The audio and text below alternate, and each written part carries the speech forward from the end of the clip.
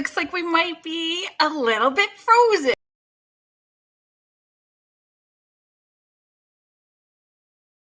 Let's see if we can try again. Let's come out and start again. We might have to do a little something.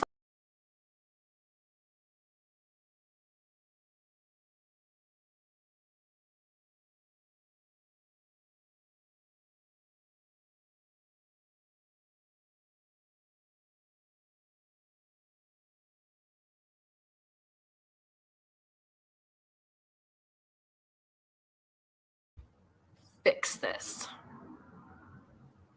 Let's see. We're still a little bit frozen, but we're going to give it a go for a minute. Hang on, folks.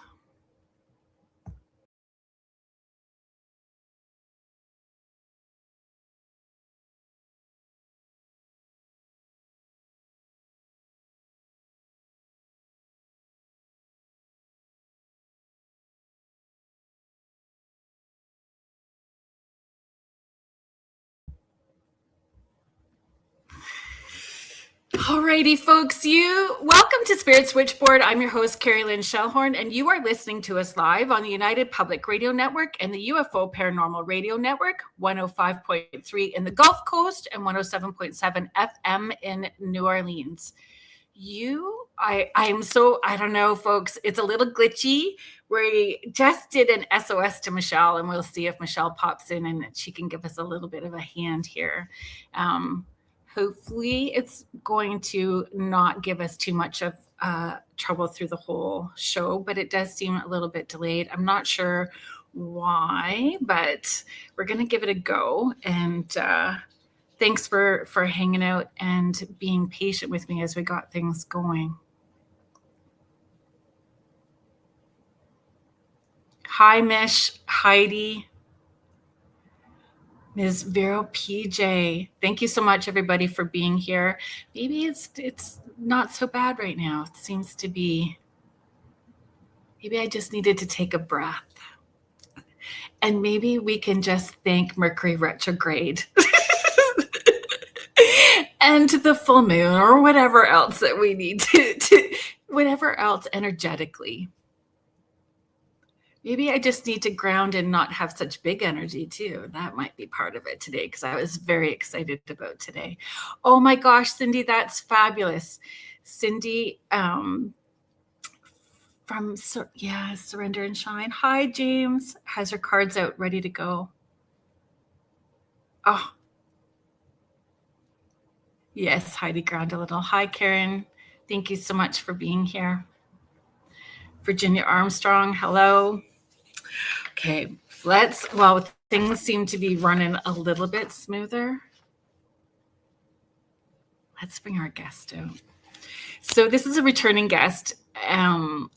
So excited that the schedule worked to have her back on. Oh my gosh, everyone, thanks so much for being here. Oh, Heather Stewart, I'm really excited that you were able to catch the show. Julie Dow, Melissa Rivero, Amanda Debach, Angela McCarra, thank you so much, everybody, for being here.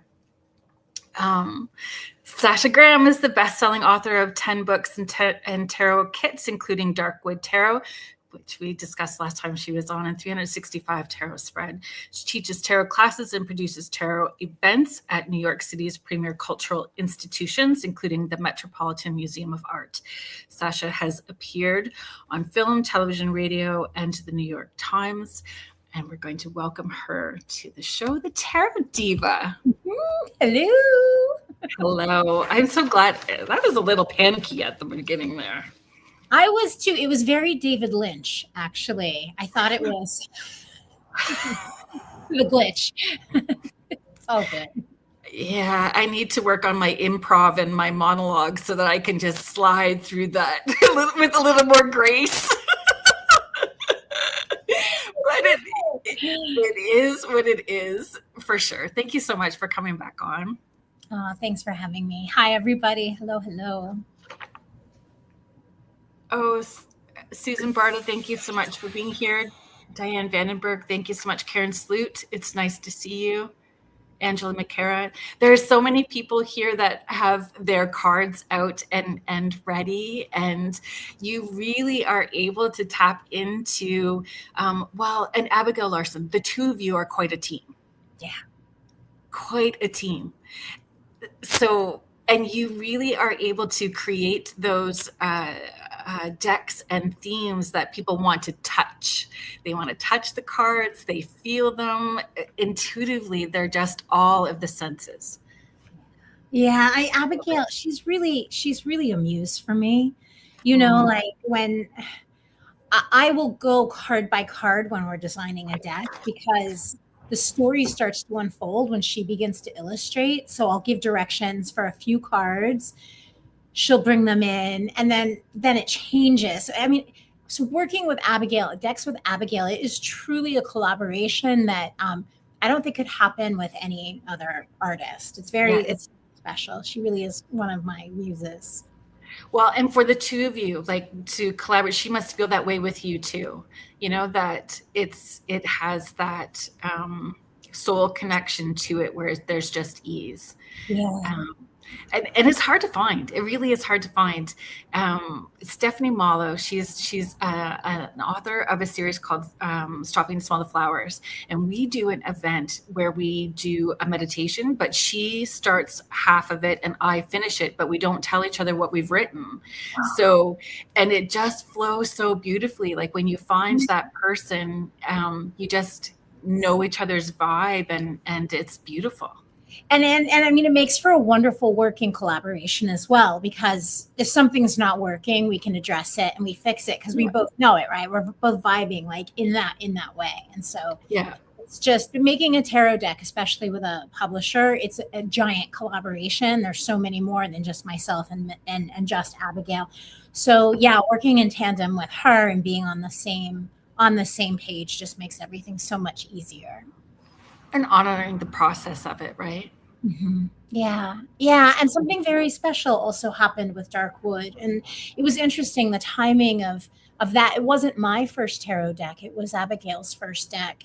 And it was interesting that a shadow deck would come out in the midst of the global pandemic, which was such a shadow moment. And so it's interesting too, the timing of Vampire's Tale, kind of a shadow 2.0 coming out at a very full time. Yes. Where this age of Aquarius is happening, and so many things, so many institutions, ideas, belief systems that are crumbling right now in this time period. Literally, it's like the mask is being ripped away, and suddenly we're all able to somehow see things that were right in front of our face that we were never able to see before. That's right. Yeah, that's right. Oh, I love it. People are calling you, "Hey, Queen." I love that. Sandy Cordick, hello. Thank you so much for being here. Fiona Clark, hello. Hi, Heidi. I pulled out, I mean, we chatted about it prior, but I don't know what dark Gothic girl, teenage girl didn't start with Anne Rice, right? So she's the queen of all things vampire, and there's a new vampire story or series almost every year. So I wrote them out. Sinners was last year. So good. Best movie of the year. Yes, I think I've watched it 3 or 4 times now. It is just so brilliant. The other one? Oh, Last Voyage of the Demeter. I liked that one, not necessarily because it was like about Dracula, but it was, but a different take on it. And then the new one that just came out in February, which seems interesting in the way that you are formulating, or the way that you have formulated the tarot deck. So it's Dracula, A Love Tale. Just came out in February, right? We all love vampires. Do you have a favorite vampire movie or vampire story, series, TV series? I mean, I would say everything began with Anne Rice. And it's funny too, because when I started doing the deck, I did a big deep dive into like all things vampire. And I realized it wasn't so much just the trope of the vampire that I was in love with. It really was Anne Rice's world that sunk Yeah. deeply into me and kind of informed the sensuality, the sexuality, the power, the sadness. There's great sadness and emotionality in her vampires that I really respond to. So I love the AMC, the new Interview with a Vampire and Lestat. It's good. Really good. Really, really good. It's very good. Yeah. Okay, let's get your teaser language positions the vampire fairy tale where death marks your rebirth. Yes. So what kind of rebirth did you design this deck to support? Okay. Identity, relationships, like how did you formulate that? Well, first of all, death is the number 13 in the tarot in the majors, right? It's not 21. It's not at the end. It's right at the halfway point. And I think that because so many muggles, for lack of a better word, freak out when they see the death card, I think it's important for people, the public, to understand that death is esoterically speaking, is the transformation with which you've gone through an initiation and you see the world through a new set of eyes. And so there's a few ways that this plays out inside of the vampire's tale. But let me just preface this by saying that I think this is the first deck that I know of, the first tarot that I know of, where the guidebook is actually a standalone book. You could read it beginning to end like a book without the cards, even though the cards are in there. So it's truly the story of the Fool as she goes through the entire world of the deck. And the world card the death card is when she is brought into the space of death and transformed and comes into a new understanding of what death represents, the intimate, the call back, kind of the intimacy that we all long for but never seem to find in our lifetime. Right. So it's like a very mystical rebirth. And she discovers she's half human, half vampire, and it pulls apart the whole relationship with vampire, death, and immortality as well. So it's the rebirth, it's the re-understanding of who you are. And I think that leads into, the question that I had for you next about the vampire mythology as that precise mirror for spiritual growth. And if you could talk about that, like its desire and boundaries and all of those concepts. So can you share a bit about that?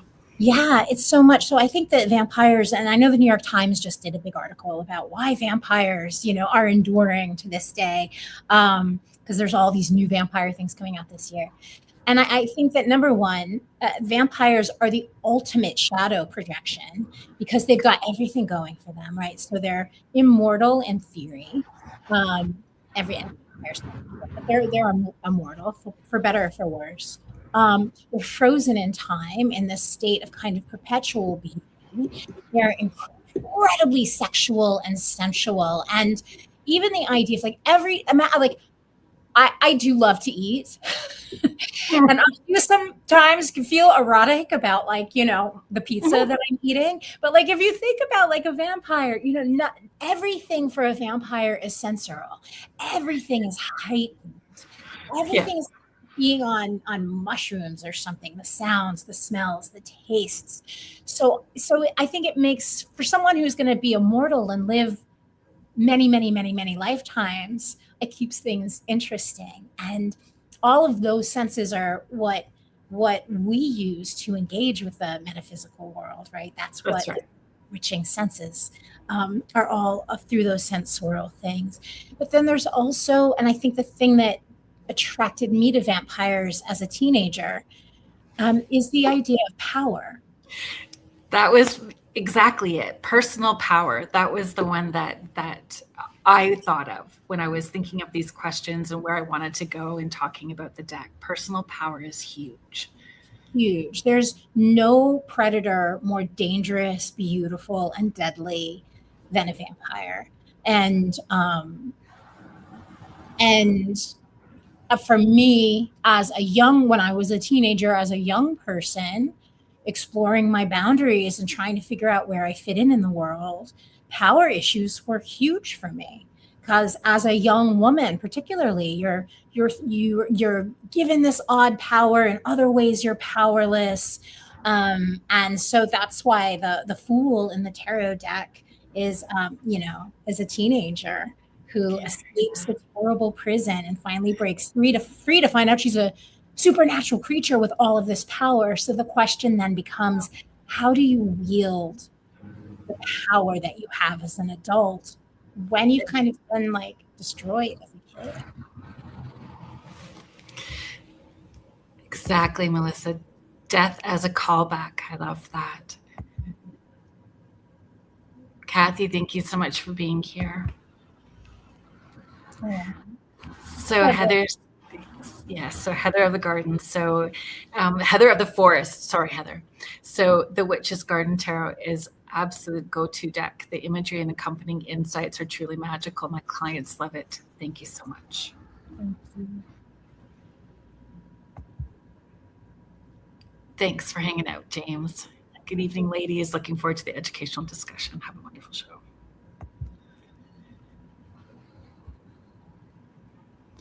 Yeah, and the shadow work giving us that permission to release and surrender and speak our truth. All of that process, right? And holding this space that it's going to be a little messy. That it's not always this, it's not light and lovey. It's messy. It's messy and it's embodied. It's embodied. None of this is about spiritual ascension, right? Shadow work is about being in your body and being able to get real with yourself about things you are aware of, but maybe you don't want to look at, both good and bad. That's right.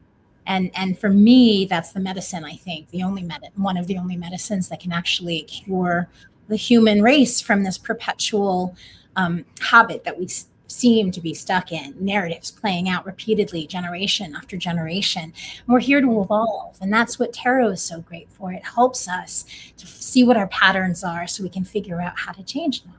Mm-hmm. And tarot does not hold back. It holds you accountable, and on truly inside, we know where our shite is. And tarot goes, here it is, in case you needed a visual. Let me be blunt. Oh, you didn't catch it? Let me keep giving you that card until you finally get it. Yes. And they do keep giving you that same card until you get it. It's magical. And it's so interesting because somebody did ask me the difference between, actually today we had this conversation. We had a conversation today about the difference between oracle and tarot. And there's a big difference between the two. Huge difference. I mean, I can speak to the difference with a tarot deck. Like that's kind of clinical because, of course. Please do.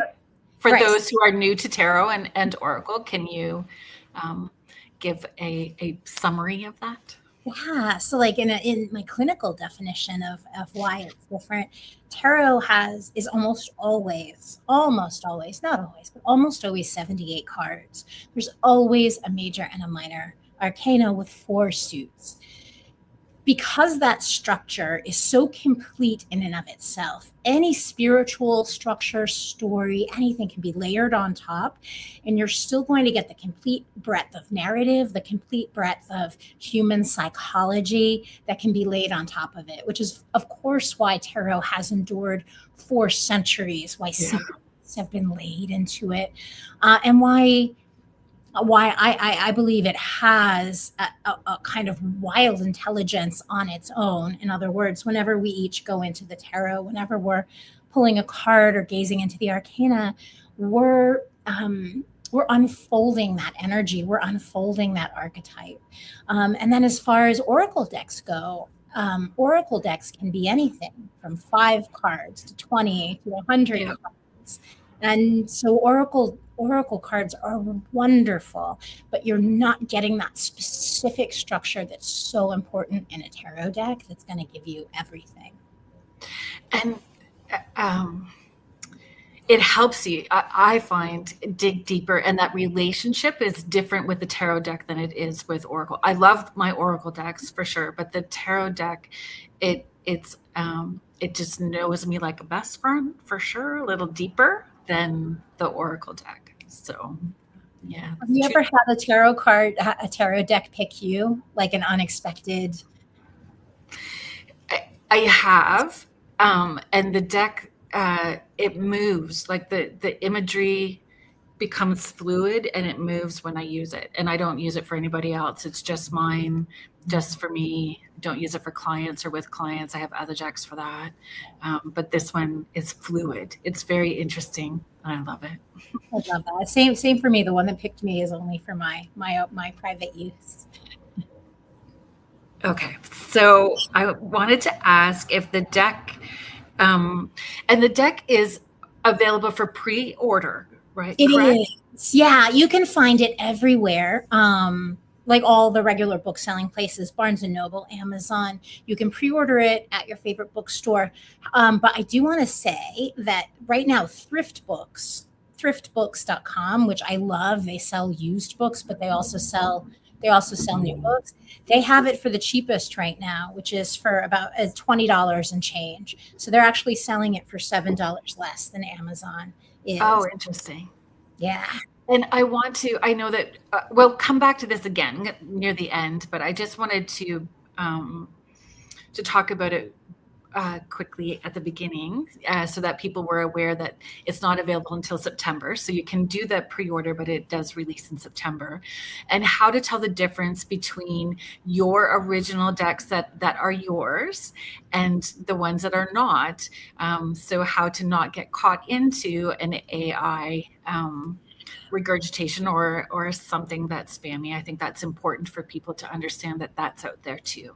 Yeah, the best thing that everybody can do to protect themselves from accidentally buying a bootleg deck or a fake deck is to order it when it's on pre-order, because right now the deck is not out there. The images cannot be copied en masse, produced, and show up on like different websites. So if you pre-order, you're guaranteed to get the deck and the big like 200 plus cover page full color guide that goes with it. Yeah. Thank you.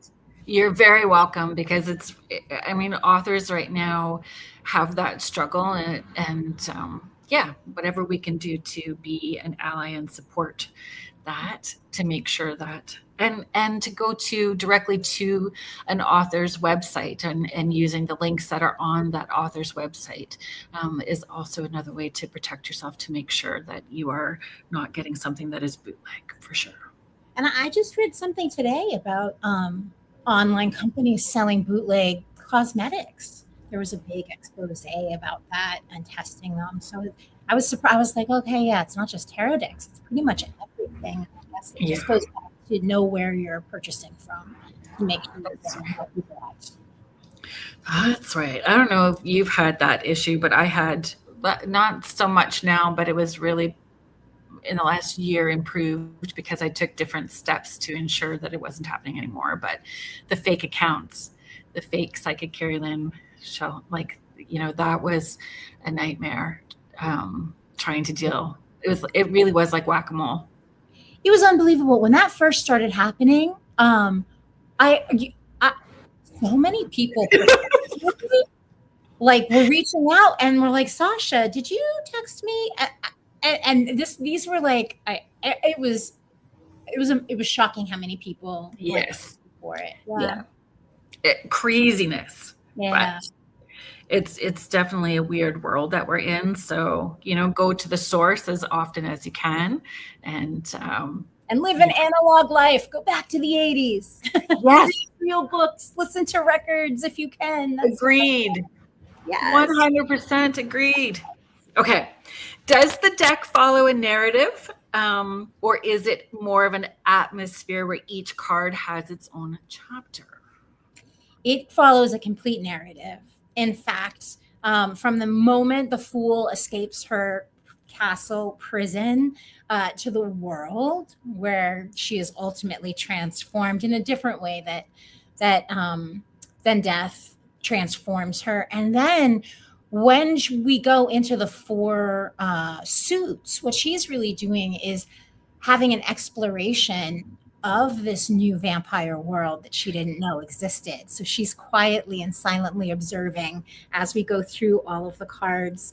And it's so sexy and yummy. I'm like so obsessed. I'm so obsessed. I'm like no love. Like, I love vampires, but I never saw a deck that was like, this feels like, I was like, I have to make one. I have to make one so it can be the world that I want to be in. And this is definitely. How yummy is that? That is yummy. So, okay, what are the signature archetypes you wanted to reclaim from vampire lore? So the hunter. Yeah. So definitely. And what do they represent? So like psychology, like psychologically or spiritually, those different archetypes. Yeah. You know what's so funny? I can't help but think of those archetypes, but seen through a tarot lens. So, for instance, the vampire hunter shows up in the Eight of Pentacles as he's like crafting his stakes, and he's got like all of like the maps and all of his like detective work that he's doing around London to like find the vampire. So we have the hunter is there. The archetype of families. Because vampire families and clans, again, one of those enduring kind of vampire tropes that I think we all find really appealing. Like you can think of the Cullens, being part of the Cullens family in Twilight, or being part of Louis and Lestat's little family when they had little Claudia. This idea that vampires really get to pick their family like we do, like we pick our friend family, but it's even deeper and more evocative. So that really comes to the fore in the 10 of Pentacles. And all of the pentacles, you see members of that particular vampire clan. What else do we see? We see love, we see death. I don't know, give me some more vampire. Give me some more vampire tropes.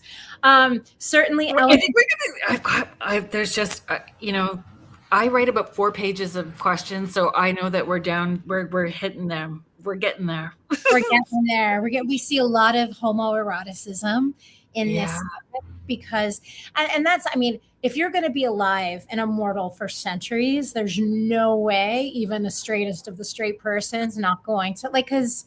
Think about it. Of course, you're going to taste and feel and explore everything as an immortal. That's right.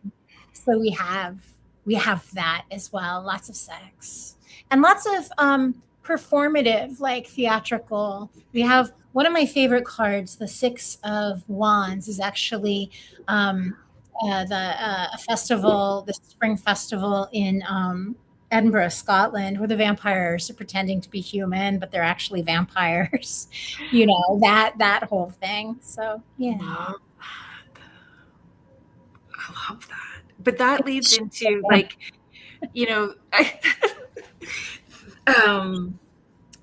like what should like what each card or which cards would feel romantic and what ones would feel maybe dangerous, or the image, what ones would feel sacred.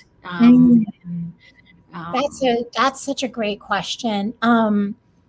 So like that would be working with Abigail, like how the two of you would come up with that the feel to the image and the meaning.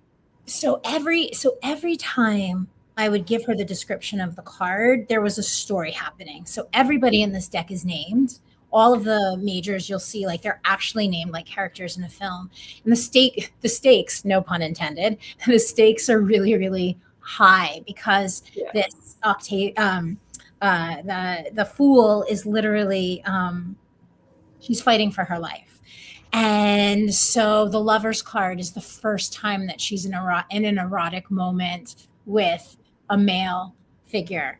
The Chariot card is when she is running away from him, and it's a very exciting, very propulsive card with the whole Bram Stoker in like a carriage running away. The Three of Swords is the epitome of grief, where the vampire is literally devouring a heart. It might be her own, but it is the heart of another, and just that archetypal cry of pain. Right.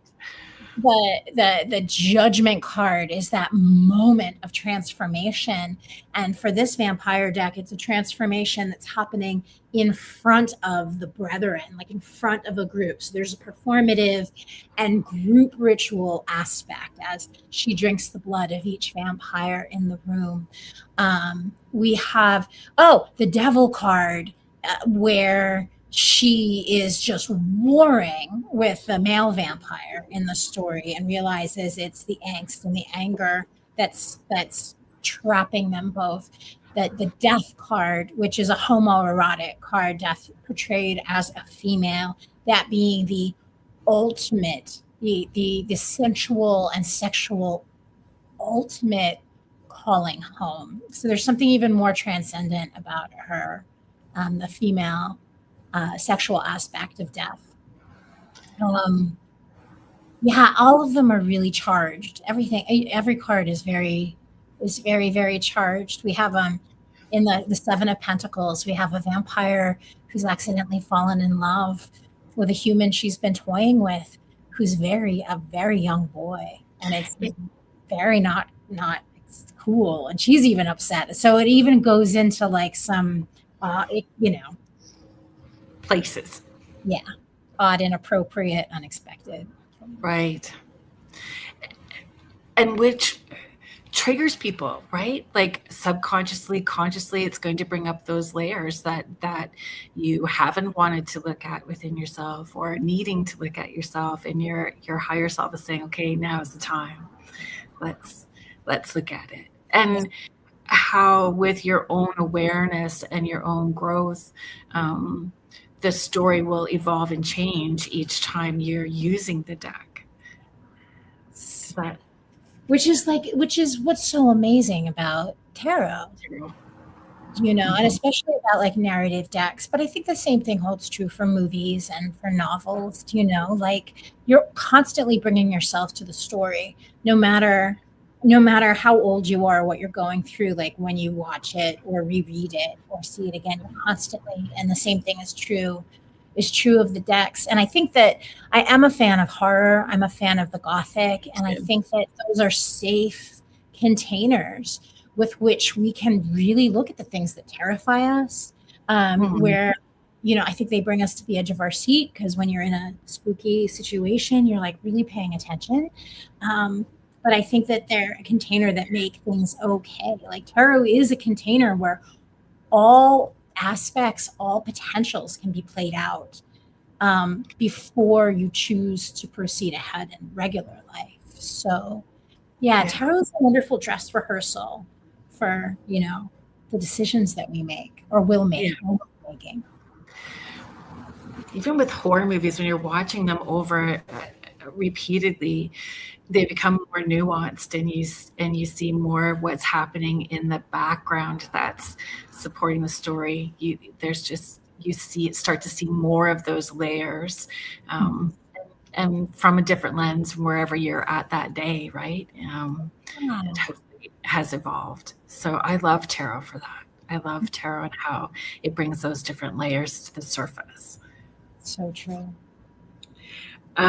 Which major arcana was the hardest to translate into this vampiric fairy tale language? Oh, ironically enough, it was the Death card. It was the Death card, which wound up being the cover of the deck and being, it's absolutely gorgeous. And my stunning. Thank you. It's a weighted card. It's an important card. It's for a vampire deck. You could say that death is the crux, because vampires are all about obviously, death and immortality. And my first run through of the card, I had this image of death kind of rushing through with, like, I don't know, almost with like an army of demons behind. And it when the sketch came back, it didn't work. And so I completely was like, is it okay with you if we start again, Abigail? And I searched high and low for some art images because I thought what I wanted to portray was the erotic intimacy of death in a kiss that was consensual, but also a kiss that you can't break away from because it's death. And when death comes for each of us, whether we're ready or not, we're not going to have any choice. You know, Right. we can fight against it or we can go willingly. We won't have any choice. So I searched high and low in art archives to find a very defined the I don't know how to explain it, the posture of someone who was in an embrace they couldn't break out of, but that also was giving themselves over to it. And I should probably post it at some point. I found it and I sent it to Abigail and I was like, this is what I'm envisioning. And she was like, yes, yes, yes. She was so inspired. Like my first run through had not inspired her.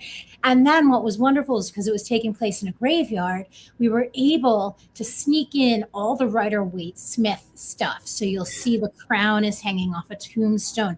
The rising sun between two towers is engraved on a grave. So we were still able, even there's a preview of the devil in the background. You see this like gargoyle-y creature. So yeah, there's a lot going on in that card. It was really fun to make, and it just was a great reminder of sometimes you just gotta throw your idea out and start again. Well, and trust your gut told you this isn't feeling right, and trusting that, and to keep digging, right? So that you honored the process is brilliant too. And the research part of it, you know, that you went through those archives, and that would be exciting too, like just the searching for the inspiration. And I love all that, you know. Yeah. Fun. And Abigail too. Abigail would send me things as well, right? Because it's designing a deck, especially specifically working with Abigail. Like for Tarot of the Haunted House, I was sending the artist music for like this is the theme. Like so you have to figure out like what's the best way to communicate with each artist so that they really can taste what it is that you want them to do. And with Abigail, the through line is time and time again pre-existing, like I would say like Renaissance paintings for postures, for looks, for like I could describe it, but like our Nine of Cups, oh my God, our Nine of Cups is a mermaid vampire who like is probably one of the most beautiful things I've ever seen in the way that she's looking at you. Like you're getting your heart's desire, but do you really know what you're getting into? And her hair spilling around her in the water and it's exceptional. This deck is so beautiful. And I love that you're talking about incorporating music and all of like the oracle cards, tarot cards, all of those things are sensory. It's pushing us to use all of our senses: see, hear, feel, taste, smell. So even when I'm teaching intuitive development, I get people just to pull the card and hold it and then read it. What is it? What are you picking up from it? So that it could be a song, it could be you know, words or imagery or the numbers, and so that you are putting those vibes into it when you're creating it helps those of us pick up on that in the way that's best for us to receive it. Yeah. It's brilliant. Yes. And I think that, you know, brilliant. All really good work is always paying heed to those things which came before. Do you know? And again, and that's the archetype of story or the archetype of painting or the archetype of abstraction. It's all grounded in something that we already know. It's just a new way to look at it. And that's hopefully why things resonate with people. It's something they know, but it's new. Yeah. We had that when we talked earlier about a deck that sings to us, or when this deck feels like it will move like the other deck that moves for me. Like I can already feel it moving, the imagery moving. Yeah, I'm excited. I'm so excited for this deck. So excited. So I have a feeling I might know, but we'll see. Is there a card that became the deck's mission statement, like one that may explain the entire tale or the entire system? Yeah, actually, it's the Fool card. It's the Fool. And the reason being is because I think, well, so my Octavia, the Fool, was literally locked away in her family's castle and experimented on by her father, literally like bloodletted every day because she has this illness, right? And her only plaything, her only companion is her hellhound Morel. And so you see him on the card. You also see the spirit of air, the bat. You see the kraken, the spirit of water, because the cups are all vampire mermaids. And you see the scorpion, the element of fire. And I think more than anything, the look on her face and the excitement about when you have finally been set free and you finally have your autonomy, you have your power. Suddenly, it's all up to you. Like there's nothing more hyper present and alive than that. And I think it comes through in the Fool deck. And I think that we always want to be in that place where we have options, where we're really paying attention, that like first step, but not alone, with friends, right? With your best friends. Yeah. With your spirit guides or your soul people or whatever that is. And then also just the excitement of the adventure to come. Do you know, life is an adventure. Even death will be an adventure. And so that idea of being willing to go with that in that Fool energy. Yeah, I think the Fool is definite. And she's the cover of the guidebook.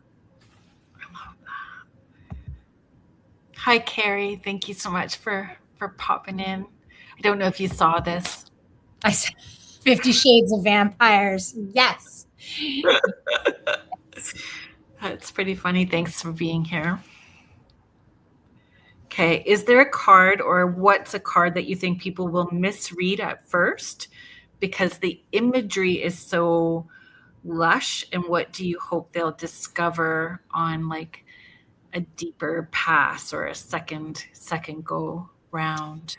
What do I think that, how do I think that people will be? Is there a card that you feel people might misread just because the imagery is so lush?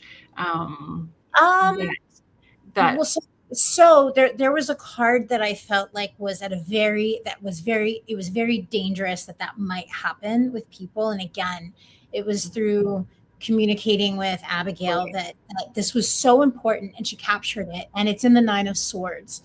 So in my vampire story, in this world, a vampire's tale, vampires can feed on humans without human knowledge. And the way that happens is that a vampire will feed on a human while the human is sleeping in deep sleep. However, if the human should wake up in the midst of the feeding, they'll experience sleep paralysis. They won't be able to move. They won't be able to speak, but they'll sense this creature on top of them or quite close to them. So I asked, Abigail and I went back and forth. How do we express this in a way that is very clear that the woman lying in bed with this horrifying creature on top of her has not given consent, that this is happening against her will? right. And I think we managed to pull it off. So, and it's very clear in a beautiful, in her Abigail way, right?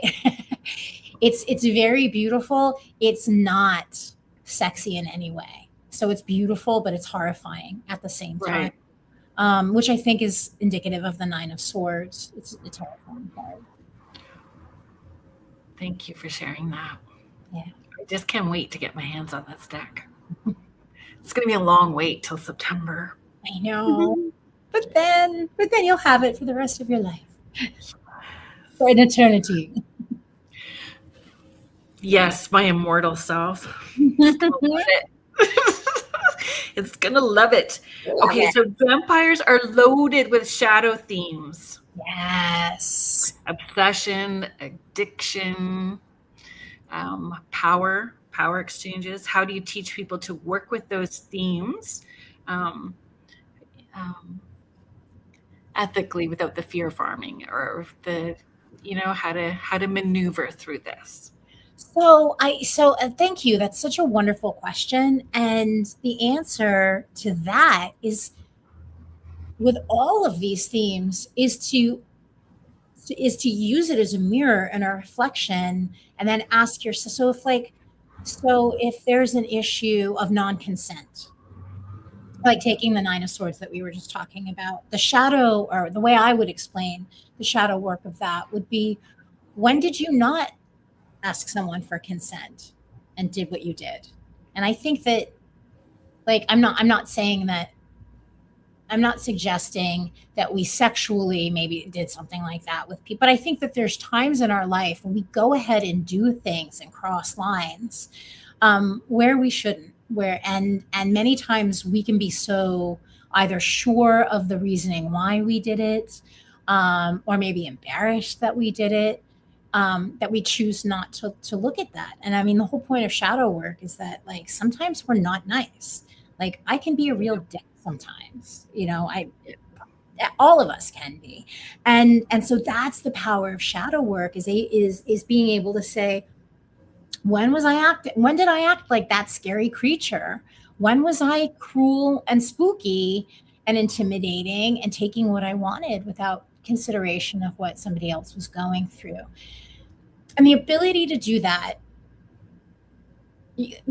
leads to such an energetic clearing, not only for yourself, because when you take responsibility for something that you've done, suddenly you're not so horrified that you did it.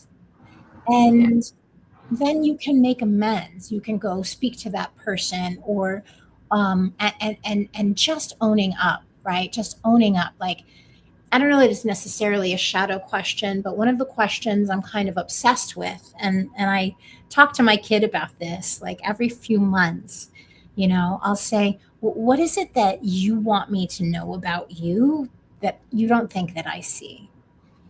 That's a great question. That's such a good question. And Fabulous question. every time I ask them that question, they get soft and open, and there's always something that they think that I don't see, and it leads to a great conversation. And I would say it's a shadow question, because it is asking, it is admitting that we don't see everything. We think we see everything, but of course we only see our own perspective. And so with all of the vampire themes, from greed to passion to lust, we bring it back to ourselves, to power. How do we wield our power over others?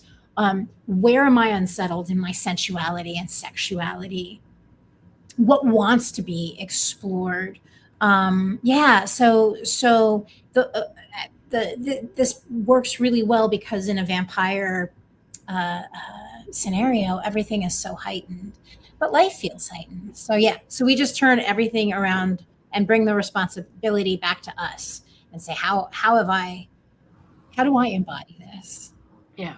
And Good. learning that accountability without, or learning to have that accountability with grace and ease, that we're giving ourselves and showing ourselves compassion like we would, and understanding if it's a pattern of belief system within a family structure. And then again, going even deeper, that when we work on that, it's helping heal ancestors that may have not had that healing, and for the future generations, that they're not having to deal with that layer of it. Yes. And again, like, to your point, and that's the reason that we're here, is to evolve, is to expand. And so the fact that the fact that healing ourselves, or kind of getting rid of the chaos inside, or the tightness inside, that devil card inside of us, which I would argue the devil is the one who's blocking your high priestess flow. He's the one like building up that dam of that well, that by clearing that up, you're retroactively working magic, like backwards, forwards, and in multiple timelines. It's I think it's holistic, and I think it's beautiful, and it's why we're here. It is why we're here. It is why we're here. And when we talk about shadow work too, it's understanding, like, even though we can be an arse, right? It's shining on those places where we're like that. They're usually like that's our superpower at the same time, right? We just don't realize when we're being edgy with it. So it really is our strong points too. And so understanding how to use it in a more positive way, or interact using that in a way that's healthier. Yes, and one of the things that I think I say this a lot in classes, and I've written it in books, and I just, people often will think of shadow work as being something that's only like the bad, mean, cruel, jealous parts of yourself, the murderous parts of you, but it's everything that you bury that you don't want to look at. So that includes like all the love you don't think you deserve that you pack away. That includes talent. That includes strength. How many of us have been told that it's not, like, that being strong was bad, especially as a child, right? When you advocate yourselves and you call adults out, you get in a lot of trouble for telling the truth as a kid. That's right. That's right. Yeah. And shadow work is ongoing. It's never ends. That's right. It never ends. And it shouldn't, right? Because we're infinite, right? And so the shadow work is not, there's this, I think, idea sometimes when we look at spirituality as like this nirvana, or some place that we get to where we're kind of we're human. We're all humans having a human experience. So the shadow work never ends, because in theory, and hopefully, we're experiencing more things, right? We're going to mess up, and being a magical creature, being, a witch or a metaphysical expert, or it doesn't mean you're not human. Being a celebrity, right, being a this or that, you're still an imperfect, beautifully imperfect human. So you got to keep doing the work. It's not a Band-Aid that will fix everything forever. Yeah.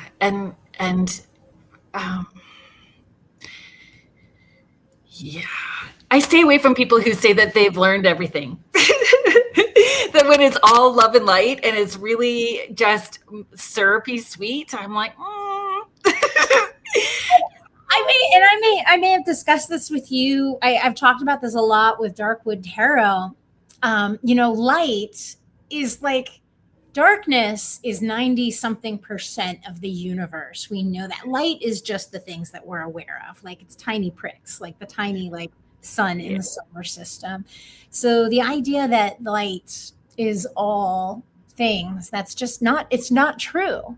And it's honestly, it's a racist construct as well, that like light's better than darkness or higher than darkness, when darkness is the source of all potential. Yeah. Agree. Love and light. It makes me, I call it stink eye tight, but what? There's some love and light there. Okay. Sure. I'm hearing a lot lately, protect your peace. And I understand why it's trying. We're in trying times right now, but I think it's okay to pay attention, and it's okay to be in pain with what's happening. Yes. Oh, what Carfast is saying about people who have definitive answers and a definitive ego. Yeah. How could any of us? Well, and separating, people have maybe a misconception about ego and like removing you not being an ego, we still need a little bit of ego. It's learning how to live with it, and working along with it, embracing it in that positive way. Do you want to chime in on that? Yes, I would love to. Thank you for even bringing it up. So, I mean, I do feel like fear and ego are two things that people will often talk about banishing or getting rid of fear. Get rid of your fear, get rid of your ego. No. Like what we describe as fear and ego play two very important roles in our lives. Like fear keeps us from wandering into a street and like getting run over by a truck, right? So healthy fear will keep us alive. And ego is kind of part and parcel of that. We develop an ego as a child when we realize we are separate, physically separate from the material world around us, right? That's why you only bump your head into a table so many times when you're a kid learning how to walk or whatever. So we need the fear and we need the ego. Well, our job is, I believe, is to be able to stand back like the magician in the tarot who has, the four suits on the table, step back, have that little bit of space. So you can identify when fear is running the show or when ego is running the show. And so just by being aware of, oh, that's my ego, or, oh, that's me freaking out, right? Then you don't necessarily have to fall into that. Then you have autonomy. You choose how to respond rather than to react. Yeah. And it's giving it's totally the discernment, right? It's learning discernment and giving yourself that room for pause. I always call it the bad Chihuahua brain, or I'm having a bad brain moment. Give me a second, I need to pause, or I'll get back to you because I am having a Chihuahua brain moment. And and then come back to it. I just own it. And the more that you own it, the more that you can show yourself grace and compassion, and the discernment is there. But I think people really struggle with discernment, or I feel people struggle with discernment. It's a hard thing for people. I think it is very challenging. And I would say, I think that, and this happens a lot with tarot cards, if we are pulling cards and we don't know what something means immediately, I think we're very quick to brush that aside. And I think that when you're pulling cards and something's not making sense, leave it out, sit with it for a couple days.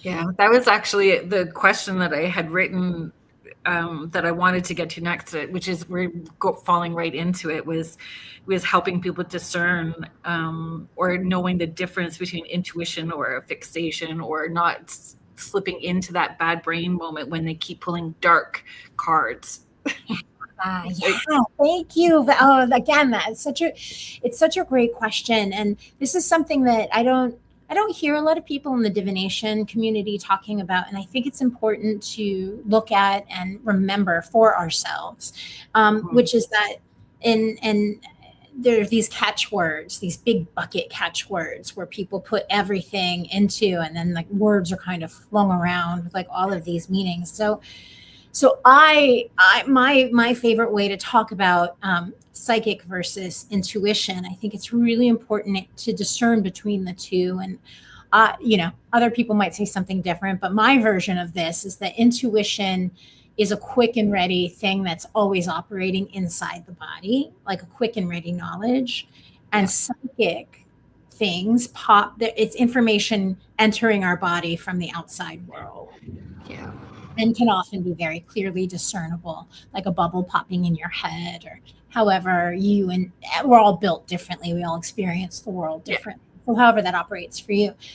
But so the trick with the intuition, because the intuition is a very embodied thing, is that we also have an associative memory situation happening that's just built into our brain. So the associative memory is that part of our brain which makes the shortcuts between learned experiences, so we don't have to stop. Like if you and I are driving, jamming out to music, drinking our coffee, and we get up to a stop sign or a red light, you don't have to stop the conversation with me in order to know to stop the car.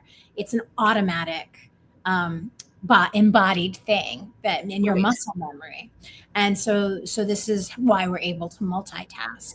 And so the trick is that oftentimes we'll be reading cards or just in our life making judgment calls, thinking that it's our intuition, but it might be a preconditioning that we had, how we view people based on experiences that we've had, like if you got I don't know if you like, we all know, like if when you see someone who looks like one of your exes, if it was a good thing, then you're like, ooh, I like that person immediately. But if your ex was like a complete psychopath who put you through hell, maybe that dude with the long black hair and the ponytail, immediately your body is like, oh, that guy looks dangerous, or like not someone I want to be near. And this is the breeding ground for racism and all sorts of judgment calls. So I think that the answer, harkening back to what we were speaking about in the last question, is again just pausing when you're making a decision or following a feeling that comes from inside of your body. Just pause and say, is that truly my intuition? Is that my gut, or is that just based on an experience I've had, or maybe a preconceived notion that I have? And just that moment of stopping to just give space is going to give you more information on which one that it is. And I think that it's really useful and really important. It's very important work. Huge work to understand that your body is constantly giving you those intuitive nudges, and people are so disconnected from their body. So taking that time to pause and just take a breath, and how does this feel and where are you feeling it, to help discern what your intuitive language and voice sounds or feels like for you specifically. And life just becomes magical when you've got that in. And you do feel empowered and more confident and have clarity with the choices and decisions that you're making when you understand how it's working for you. And that's when, and truly, that's truly when, and I again, I'll tell you, it's the gift of getting older, is you get to know your body so well. And I've never, and I'm surprised that like in my mid 50s, like I feel my flow, like I am in flow, I am in alignment, and it literally does kind of course through me like an energy. I mean, I think it helps that I live in New York City and that we live in a grid. So the energy does move like but it is something embodied that I can feel for longer and longer periods of time, which is quite lovely. But hopefully everybody can. And we really do get less interested in what other people think as we get older. That's a true thing we let go of, but it does take age and experiences, and we do get there eventually. Yeah. I want to ask, if in this deck, what does the bite symbolize in real life? The bite in the real life, again, it goes back to intimacy. And I think in the prologue, or maybe in the very beginning, where I'm talking to the reader and I'm talking as Octavia, and I'm saying, your breath at my neck, bite my wrist, bite my inner thigh, like that magical, kind of the 3 magical places vampires are known for feeding at. It is the ultimate sensuality. It's ultimate sensuality, but it's also, I love that vampires are so literal. When we love something, especially like babies, right? You just want to gobble them up. And I think there was like The Cure had that wonderful lyric, like, why can't I be you? Like when you're obsessed and you just want to possess that thing, that person, when you want to devour them. There's a part in the Vampire's Tale in the Empress, which is a really weighted card, because her mother's not paying attention to her, and she wants the mother's attention so much that she literally bites her. She wants to devour her. And in a sense, moms talk about, or adults talk about wanting to gobble up babies, but I think children want to devour their parents just as much. Yeah. You're Yeah. mine.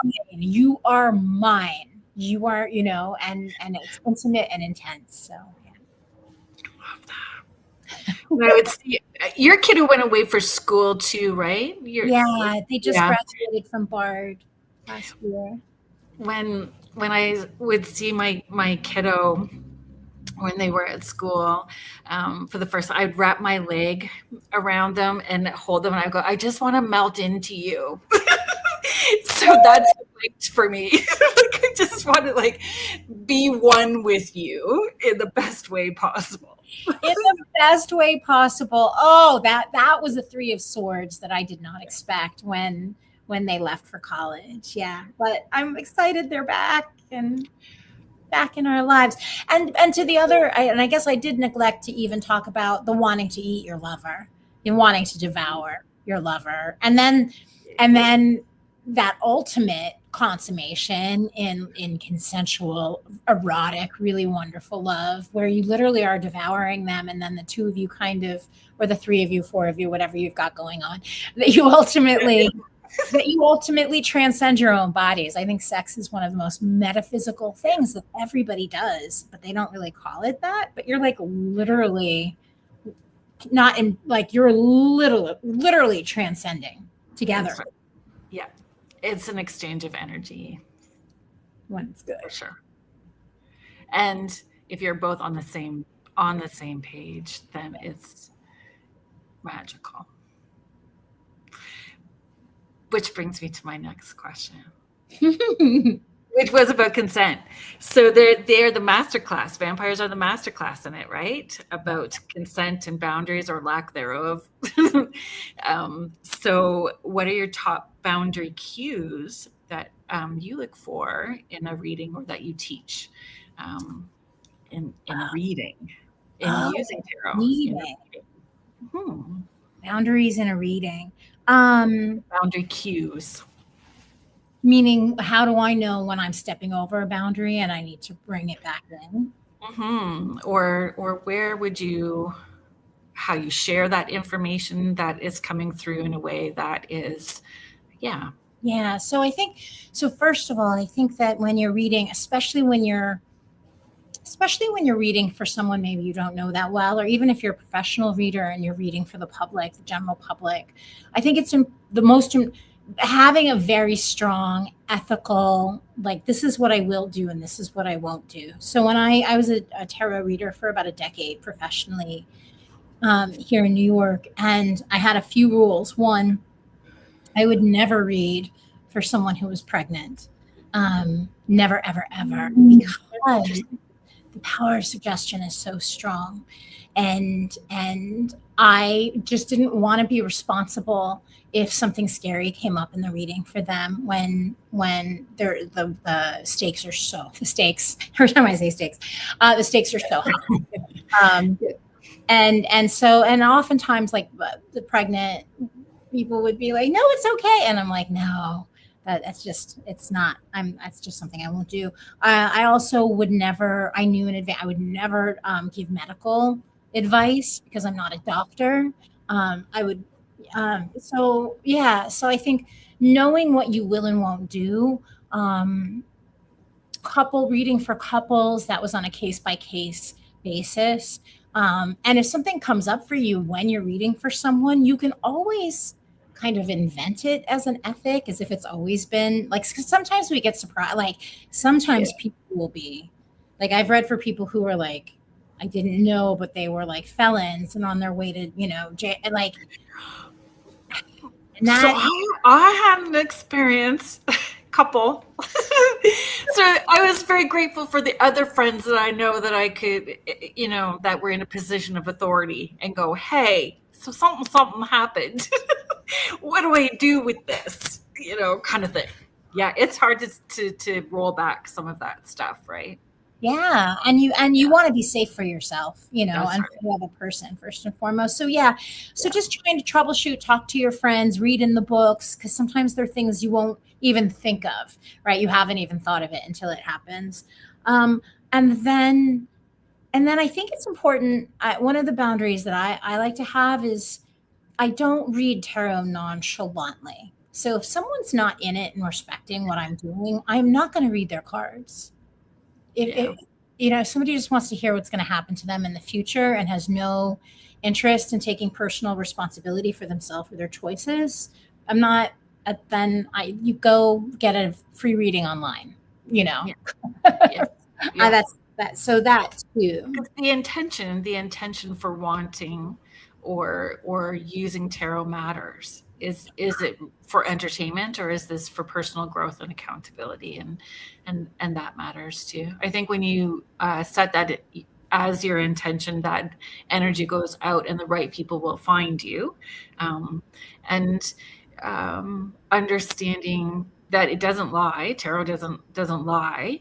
So if you are imbibing in whatever you may be imbibing in, you may not be in that emotional space to understand what is, or you'll perceive it through a different lens, and that can be that can go sideways, right? So having a drinking party and reading tarot.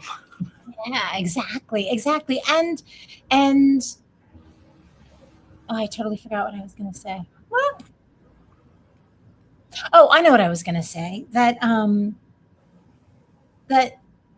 the space between a reader and the person that you're reading for, and again, that's not to say that sometimes you are at a party or you are sometimes in a heightened situation, but generally speaking, the space between a reader and the person they're reading for is very special, because when somebody comes for a reading, generally, they really let down their guard and they allow themselves to be seen. And so it's a moment, like, how many of us feel like we're seen, like intensely seen for 20 or 10 minutes on any given day? Like, and most people are looking for hope.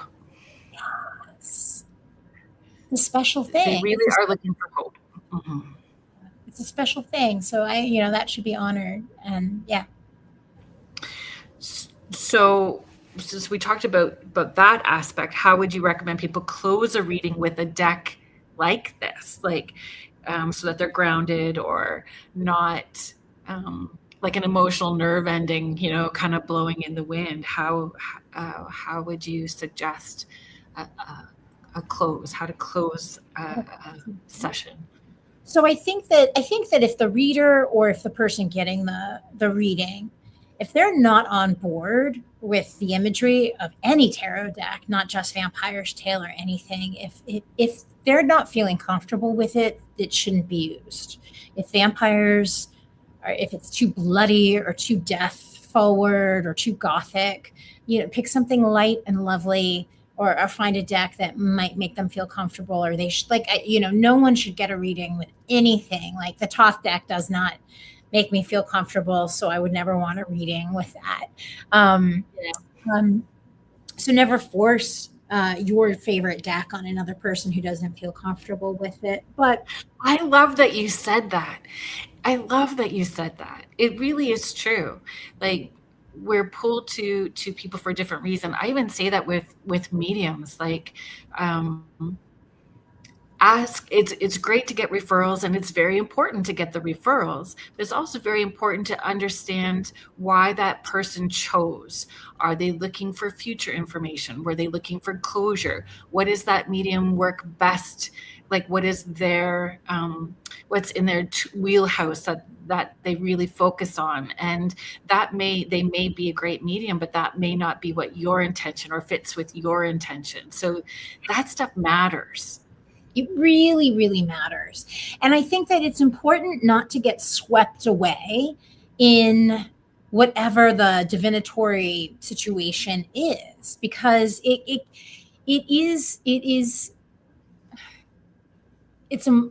can be very emotional.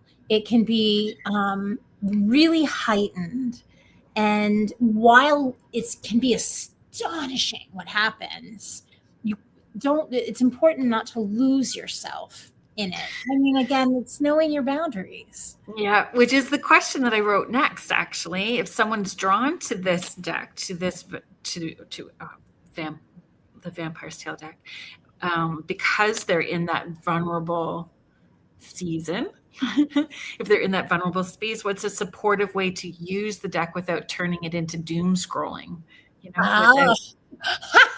Doom scrolling a tarot deck. I've snaps to that. That I have just added that to my vernacular. Thank you. You're welcome. Oh my gosh. Well, because the deck takes a really positive attitude towards death, and in terms of and in a philosophical way, right? Everything is dying so that we can live, even if we're vegetarians, right? We're eating plants and roots and all of those things. So how not to doom scroll. Once again, pull out a card, like get the card or your question. And even if you don't like it, and even if you want more, sit with the card. Let it be the card. And I know this as well as anybody. Like when you really want something, when it is like root level important to us, we just want it. We want it so bad. We will scroll the F out of our deck. And it's just, you're spinning your wheels and wasting your time. You're not going to get anything. So, pull your card or cards as the prescribed spread that you're using, and let it be, and let it sit out so it can stay there, so you can figure out more. And then that's the other thing is when you know what the card, when you know, then so when when it's bad, when it's giving you the information, or when you know that it's giving you the information you don't want to hear, you're rewarded on the other side when it gives you the information that you do want to hear, and that day will come. That day will come. I had a moment. I had something like that recently, and it was great because I knew beyond a shadow of a doubt I was in alignment with this thing. High intention, low attachment. Yes. Really letting go of that expectation. And I find with those, exactly what you said, I need to let it sit on my desk and let it be there for a full week, not just an hour and come back. It's really sit with it. And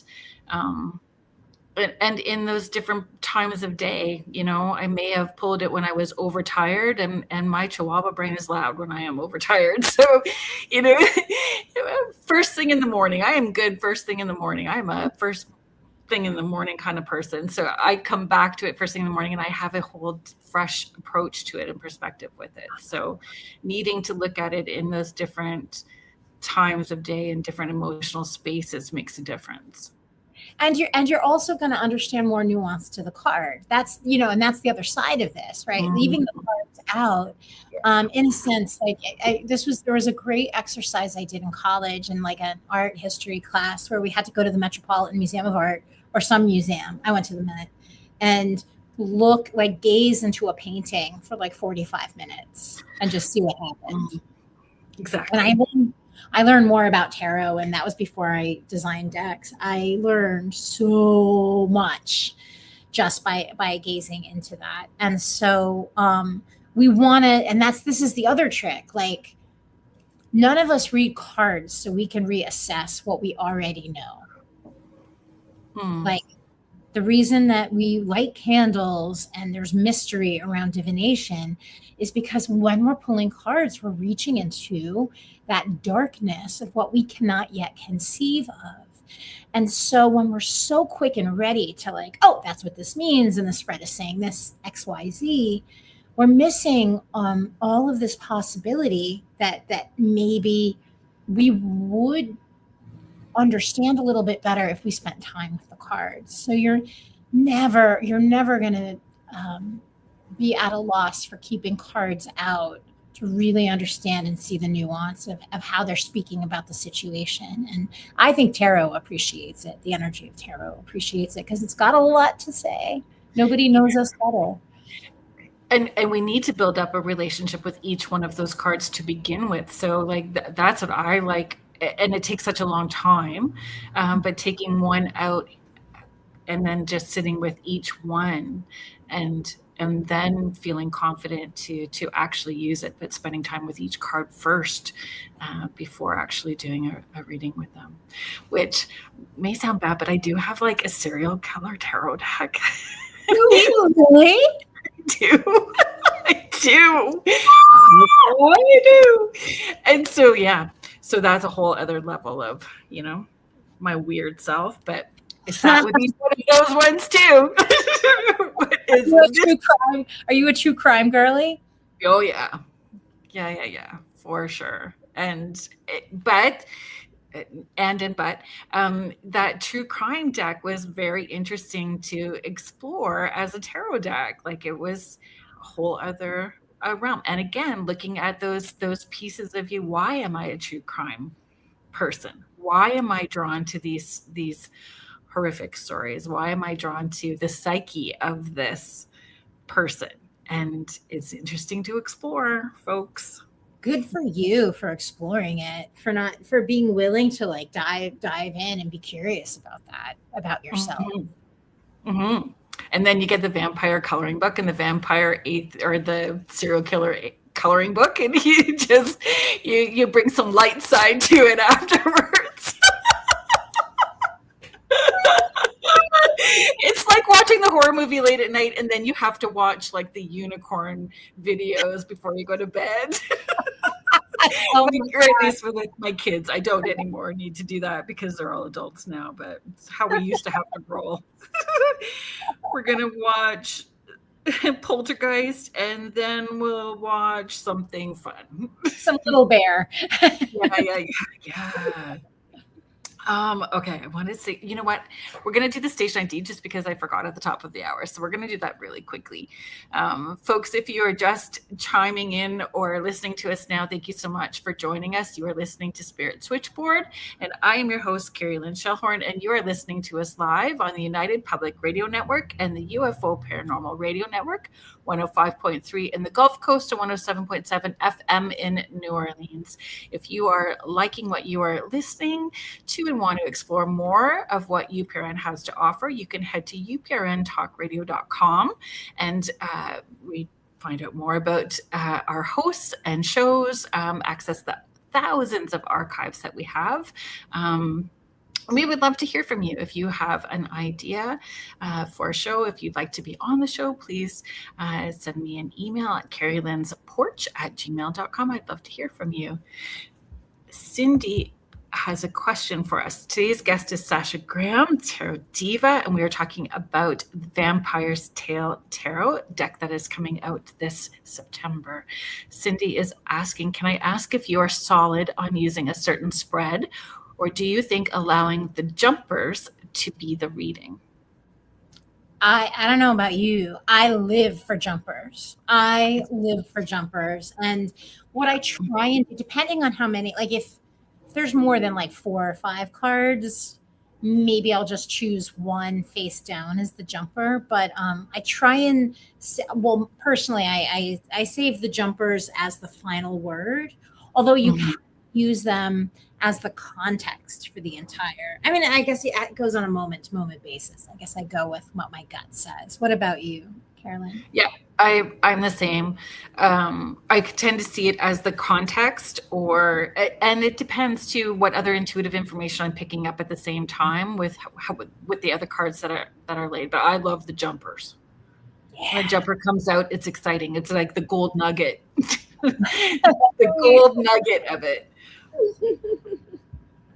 And if there's no jumpers, I will say that just in terms of like how to end a reading, and I love to do this. I love to do it for myself, but I love to do it for who I'm reading with, because usually the person you're reading for won't expect it, which is like you've got the stack that you haven't pulled, and you'll say like, so the final word for this reading will be the card on the bottom. Oh, so I like letting the bottom of the stack be the goodbye final word. That's very cool. I hadn't thought of that. I love tarot. when I sit with the each card, when I spend that time sitting with each card, taking the time to sit with each card, I also figure out which one through that process is my yes and my no. Oh, Like, interesting. yeah, there's usually a card that really feels pulled to me as a yes card, and another card that will feel like a no card. So, I will still use tarot even for a quick response to something. And when I'm seeing either that yes or that no card, using this is my yes and this is my no, and laying the cards out and seeing how that unfolds. And it's been very good and accurate for me when I've done that. I enjoy doing just using reversals as a, like pulling one card for yes or no, and the reversal is no. Oh, I didn't know that either. I mean, that's just something I do, but I love that though. it's Thank you for definitive. sharing.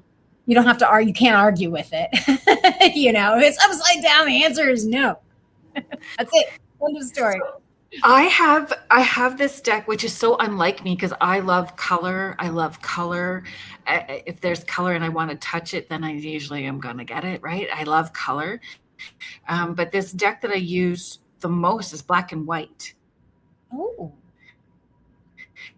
And the reversal doesn't actually always ring true when those cards are in reversal. So again, it was just the way that I was understanding this deck and the way this deck has unfolded with me in that relationship. The reversal doesn't work the same with that deck as it does with tarot decks, other tarot decks that I have. Other tarot decks, the reversal for sure, I understand it, but this one, it's not the same. It's interesting. So fascinating. Shadowscapes Tarot is one of those decks that for some reason the reversals don't even apply. It's the only deck like I don't know, and I don't know why it is. It's always and it's up, like always upright, even if it's reversed. Like isn't it funny? We have it's kind of like the friend who like when we get together, we'll always get Italian will be our thing, or we'll always go to that Thai restaurant. I mean, yeah. Let's see if we can pull this. Hi, Sandra. So Sandra's chiming in from PEI, actually. I always say the jumpers are the card or cards that I really need to pay attention to. Yep. And when there's two that are stuck together as the jumper, that too. I love it when like 2 or 3 cards fall out and they make then somehow they make that nice noise on the floor too. That yeah. And I look at it like a sign too, like how did they fall? Like the imagery of the how they fall is also part of that reading, right? Yes. Yeah. I'm that girl that will see signs and symbols in her mashed potatoes. Love it. I'm same. Everything's a message, but it's true. But everything is a message because everything's trying to get our attention all the time. Yeah. Inanimate objects, whenever I'm in a space where people are getting readings, like an audience or something like that, I always say, listen to every person's card as if the information was for you. Oh, that's beautiful. You never know who you can trust anymore. Interesting. That comes, we did kind of chat about that earlier, about getting the referrals, but understanding why you're wanting the reading and who you're asking for the referrals, what their intentions were when they got the reading. And then, really trusting your intuition and what feels right for you as well too is super, super important. Yeah. Because it is an investment. It's an investment. It's an investment in yourself, and that's how I look at it. I don't know. Did you want to add to that?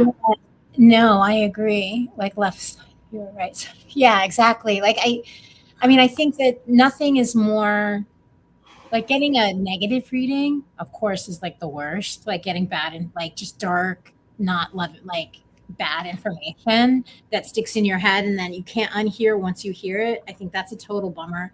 But I think that one of the things that I am, the thing that disappoints me if I'm going out of my way to get a reading from someone is I don't want anyone's point of view to be so small that they can't conceive of my life, or like they don't, if when they I've had readings where people, the person doing the reading, it kind of puts you in this small box, and then you just know you can't really, they're reading to the best of their ability, but they just, and I think that the power of tarot comes in its abstraction, and when you're communicating abstractly, the cards that are in front of you, the person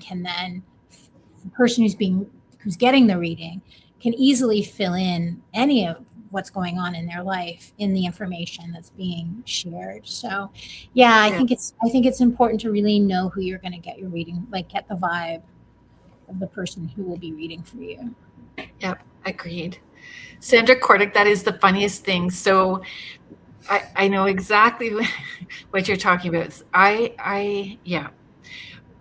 tend to be the opposite in the way that intuition has ever been taught, like where the feminine side is the left side and male side's right side, and it's like the exact opposite for me, and it's always accurate for me, and it's how I roll. And so I teach people, you have to figure out what's truthful for you. That's why tapping into your body and understanding how your body is working with your intuitive voice and your intuitive language. You may lean forward for yes, or back for yes, or whatever it is.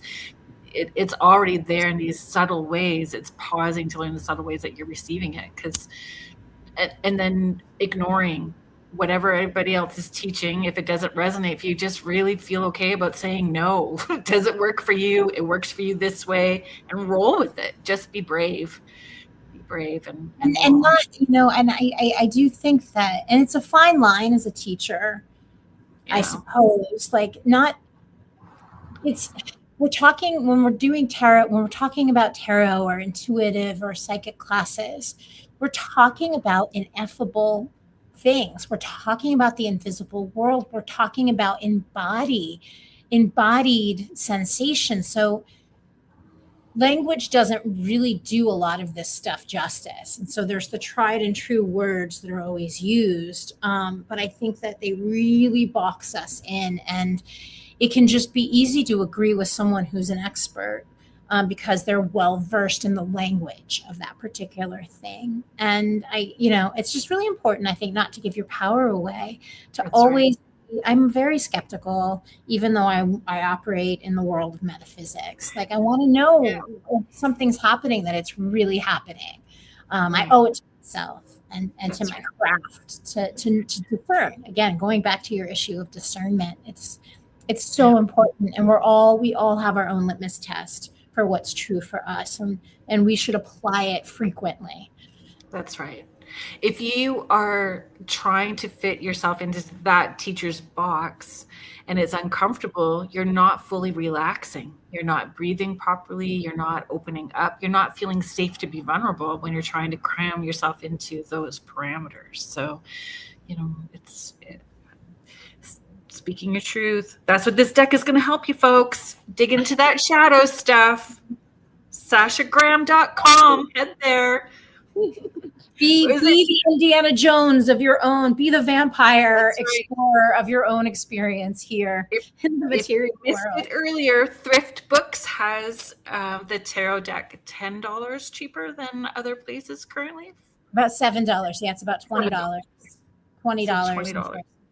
As opposed to $7 or $28. And to ensure that you are not getting a bootleg copy or something later, if you act now and do the pre-order, you receive it in September, and you're guaranteed to be getting the original with the guidebook as well too, right? Yeah. And you'll also have a first edition, which for book collectors out there, it's wonderful. It's very important. Yeah. And so originally I had wrote this, but you did talk about it at the beginning, so we can skip over it. But I am going to, just because I had written it, like the guide. So I had written what's different about the guidebook for the Vampire's Tale Tarot, and is it more story driven or spell work, ritual, or shadow prompts, technique? I know that we did talk about it earlier, but would you talk about it again for folks if they're just chiming in? Absolutely. So it's the first tarot guidebook that I know of that is a complete story in and of itself. So that's why it's called The Vampire's Tale. It's a gothic fairy tale.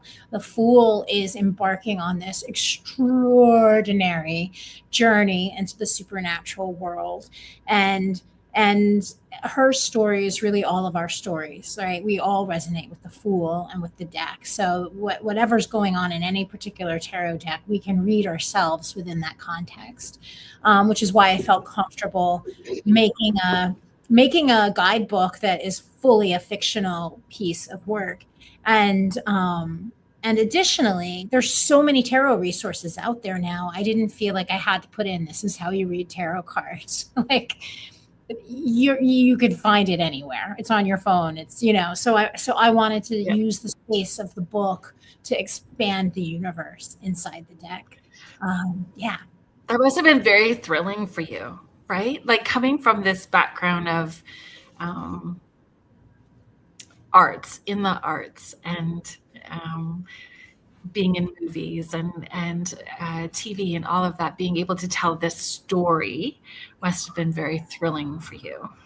Well, it's so exciting, and the reason that it makes me so because I know for people who for whom the Darkwood Tarot, or for Tarot of the Haunted House, or for Witch's Garden, like the people that deeply form connections with the tarot decks that I've created, I understand how profound that connection is, and how we go to tarot with the most important things in our life. And when you're able to create something that helps people see themselves, or helps people recontextualize themselves or their situation, it is just an honor of honors. It is tarot isn't like you'll finish a great book and put it on your shelf, and then it becomes like a totem of maybe you'll go back and reread it.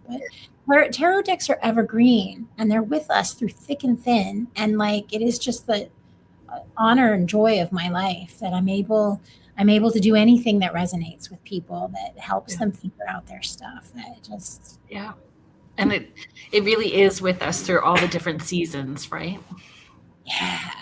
Yeah.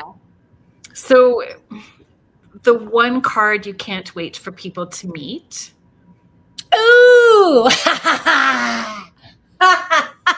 I love my Five of Wands. Okay. So are you don't share? Let's wait and see what the Five of Wands is going to all be about. Are you going to? I mean, I could tell you. If you want, I don't have to, but the Five of Wands is hot. Five of Wands, folks, the one she can't wait. And so now we need to remember that, so that we can all make a post about it later.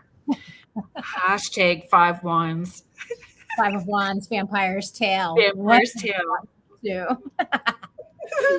Okay, a card that will trigger people in a useful way. Oh, I think the Nine of Swords. Gosh, I go back to the Nine of Swords. That card is externally triggering, but then we know that the Nine of Swords is the triggering that we do to ourselves internally. So I think that will be triggering. I think for anybody who is the slightest bit homophobic, they'll be triggered by a lot of the cards on this deck. There's just lots of love in all the different ways. What else might be triggering for people? The Ten of Swords is a vampire taking their own life. So there's suicide in the deck as well. But of course, really, do we want to live forever? This vampire, he's clearly at the end of his 800 years or whatever. So that could be triggering. The book could be very triggering. There's violence and blood, and there is Maggie Gyllenhaal just did an interview. Did you see that, for The Bride? I cannot wait to see The Bride. And I've been watching her interviews, so I'm excited to hear what you say. Well, because she was talking about the violence, so there was people complaining about the violence in it, the sexual violence that was in it, and she said, "But we have to have these conversations, and we don't necessarily have these conversations," and so her desire to keep it as is because it was triggering in a way to have these conversations, right? So, yeah. Your favorite suit in the deck? Do you have a favorite suit in the deck? Why would you have a favorite suit? I do. And to your point about the sensory bits, I loved making the cups vampire mermaids. That was so exciting to me. And I love that you did that because what made me giggle when you talked about it? I have a 5-year-old granddaughter. What? And yeah. And she calls me Queenie, which is super fun. So I get called Queenie. Yes, ma'am. So she calls me Queenie, and she is a little dark gothic baby. Always has been. And so she loves mermaids, and she's got this coloring book, and she made them all into vampires. She drew little vampire teeth. I'm going to take a picture of them and send them to you. She made every princess in this book a vampire. I'm going to take pictures and send them to you. I'll post them online and tag you. I'm obsessed. What? And of course, it's your granddaughter. Yeah. Right? Yes. Generation. I think she's going to have it going on for sure. So, yeah. That was fun.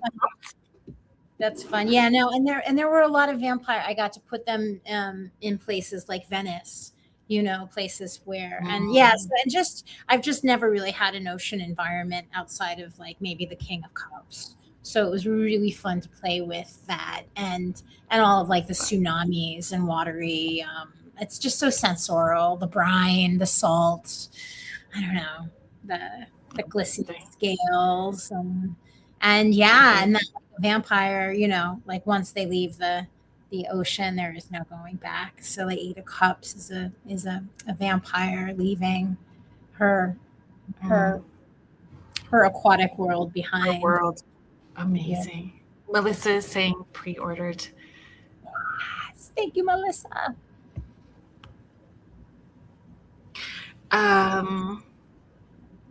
Okay, so just fun, right? Like lightning round kind of questions, but it's twofold. So vampire energy in one sentence, both a healthy version and an unhealthy version.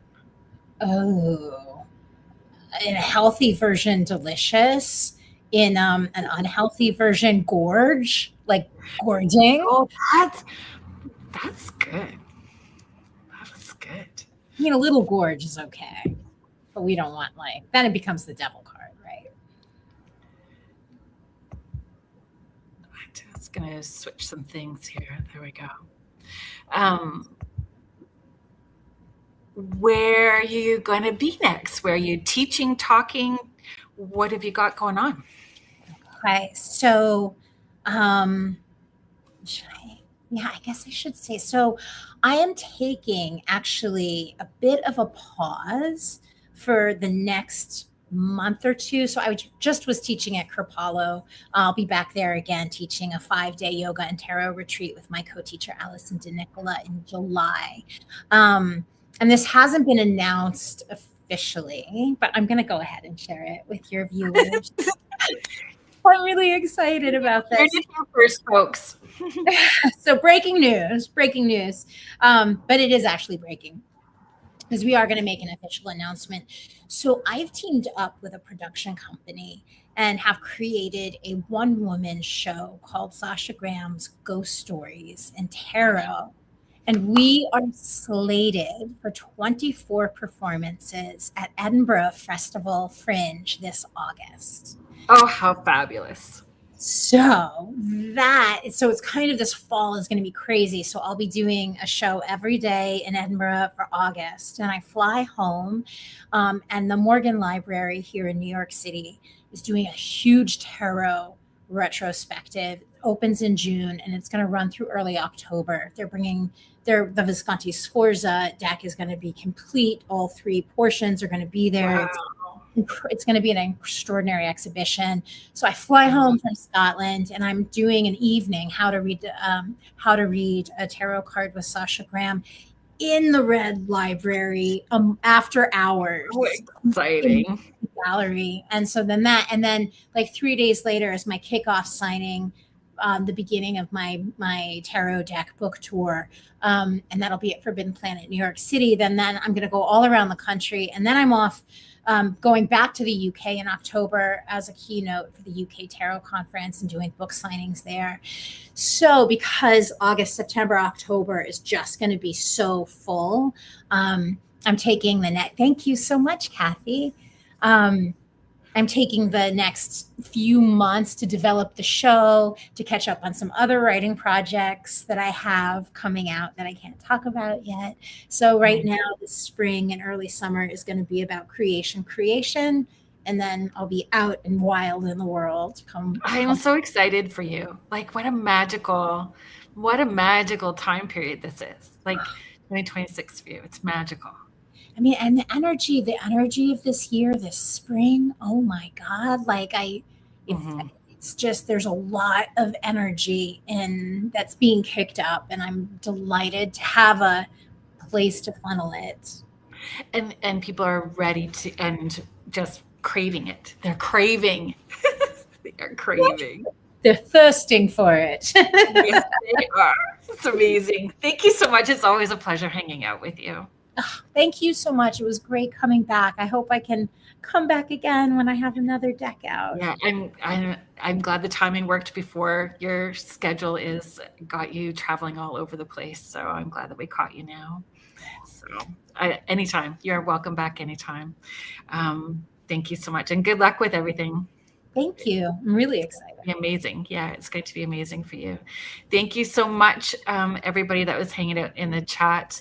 I know it was we were very caught up in the conversation, and we didn't pull you all in like we normally do. So I appreciate you guys hanging out and your comments. And we did read them, even if we didn't bring all of the comments up on. So we do appreciate that. Carrie Fast is just saying, I discovered tarot a few years ago and loved the chat to talk about cards. Yeah, thank you so much. Thank you to Joe Montaldo, our owner, and Michelle DeRoche, our network manager, who did chime in just to check in that it was going smooth for us after our little bit of a bumpy start. But yeah, so thank you to UPRN and the UFO Paranormal Radio Network, 105.3 in the Gulf Coast, 107.7 FM in New Orleans. Thank you, everybody. And we'll see you next week, next Friday. Take care, everyone. Have a great weekend.